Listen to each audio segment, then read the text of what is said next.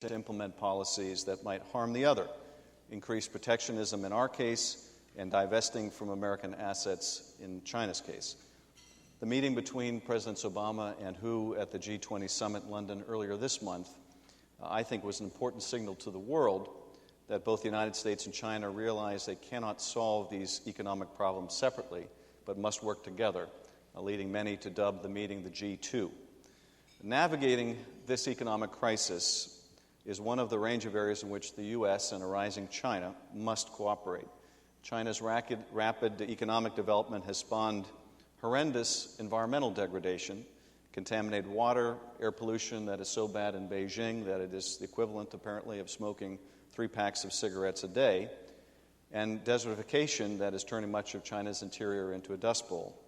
While the Chinese people suffer from these environmental problems, we're not immune here either.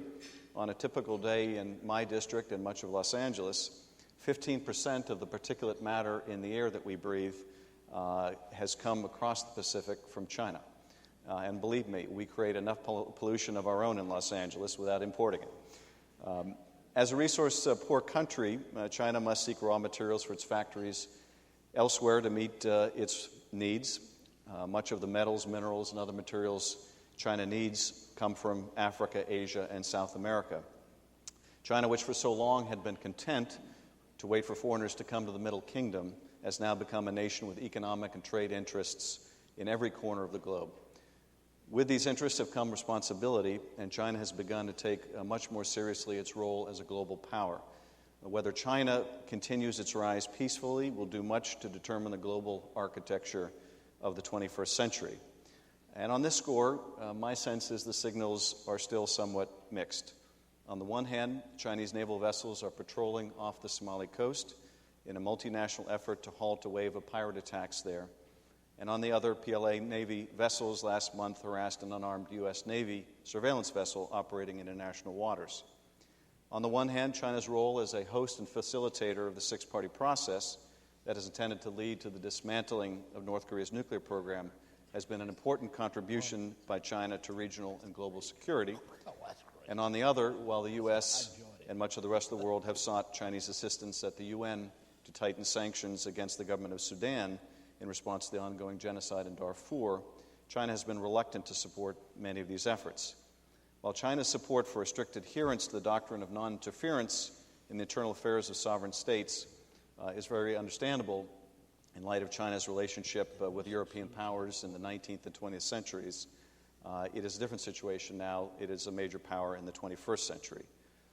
China's reluctance to press the Sudanese on the genocide in Darfur highlights one of the continuing issues that we wrestle with in Congress, and that is a lack of progress on human rights and political freedom. The Beijing Olympics last summer showcased China's incredible rise as an economic power, but the contrast with the inability of ordinary Chinese to have full access to the Internet, to petition the government for redress without fear of retribution, to form political parties and contest elections, and to freely exercise their religion was also stark. Chinese Americans and other overseas Chinese have played an important role in helping China rise as an economic power and must also use its talents and energies to urge Beijing to relax its grip on political and other freedoms. I don't know about you, but I found the recent remark by Jackie Chan that Chinese need to be controlled to be both wrong and offensive. The cross-strait relationship, which in recent years veered wildly from outright belligerence of the 1996 crisis to the burgeoning commercial and other ties that the mainland and Taiwan are now experiencing, will answer many of the questions about China's relationship with the world in the coming decades. And I was very pleased to see yesterday Beijing has dropped its longstanding objection to Taipei's desire for observer status at the World Health Assembly, a sub-organization of the WHO. And we're very hopeful this trend, which is manifest in other ways through increased commercial flights, will continue to help resolve the status of the island in a peaceful fashion. There are many other issues that we have to talk about today, from Tibet to intellectual property, which is a key issue of concern to my constituents. And Mark mentioned we measure progress district by district.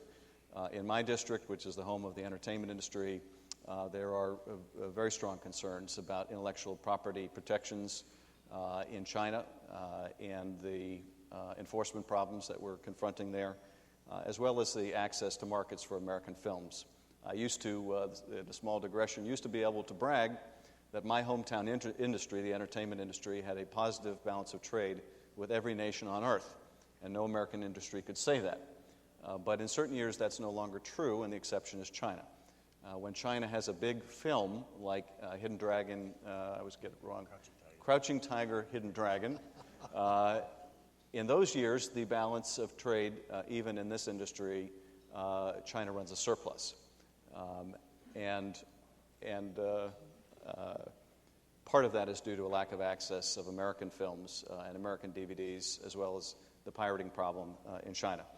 So I look forward to discussing these and other issues, and once again, I want to thank you for inviting us, and Senator, thank you for all your great work. Well, thank you both very much. Very carefully to both of these, what appear to me to be young congressmen, and just thinking how much the Congress has changed over the past 20 or 30 years when I first arrived there, and changed for the better. And one of the significant changes, I remember when Congressman Kirk's predecessor, a very distinguished and able congressman from Illinois, John Porter. John Porter was a staunch supporter of human rights. And he came to China for the first time, as I recall, in 1998 when I was the ambassador. And we all had some trepidation, or a feeling of trepidation about him coming, because we felt that perhaps we were going to get into a back and forth with the Chinese over human rights at a very, very delicate time in the relationship. Well, John Porter came, Congressman Porter, and he was absolutely blown away by what he saw in China. And like so many of my former colleagues in the Congress and in the Senate, he had no idea or no comprehension of really what was going on economically in China. And many congressmen, I think, thought they'd arrive in Beijing and see people on the street corners with submachine guns and that sort of thing, and it didn't happen at all. Congressman Porter never changed his attitude about being a staunch supporter of human rights, but he changed his attitude, I thought, about China. It was a more balanced attitude, and he understood this great progress that was being made there, and it sort of warms my heart to see that his successor now, is a member of the U.S.-China Working Group. I think that signifies the progress that has been made in the joint understanding between our two countries in less than 10 years. Congressman, I want to, when you get around in the cloakrooms and on the floor of the House and talk to your colleagues and discuss China, what are the two most important issues that come up, and the issues in which they're most concerned about, and perhaps even most critical of China about? I think it'd be helpful for our audience to understand what your colleagues who perhaps don't have your level of expertise on China, what they're concerned about in the relationship. Maybe you could go first, Congressman Schiff? Certainly, I'd be happy to. I would say the first issue probably comes very easily, and that has historically been the economy. The issue that I'll hear in the cloakroom is a concern about our trade deficit. It's a concern about market access in China. It's a concern about whether the Chinese currency is being manipulated to our disadvantage. This has been particularly true as our economy has slowed over the last year or so, and I would say, Senator, there's been a development on that issue, which I think you see reflected in the administration, but you also find it reflected in members of Congress, and that is that as much as that concern persists, given the dire economic straits we're in now, and the broad recognition that our economies are truly interdependent, I think there's an understanding that China has taken a very important and very bold step, second to none, in an aggressive stimulus program to get the Chinese economy moving That's important for China. That's important for the United States. We are working very closely to make sure we both take economic steps to help us emerge from this very deep recession. So I think that some of the economic anxiety, although it's still there, has been tempered by the recognition that we need to work together to emerge from this economic crisis. The other issue that we frequently have conversations about is North Korea. And I'll tell you the perception and invite you, Senator, and my colleague to share your thoughts if they're different. But the perception is that obviously our efforts with North Korea and turning back North Korea's nuclear program have been unsuccessful. And they are spectacularly unsuccessful at the moment. Six-party talks are really not going on. North Korea is plowing full speed ahead.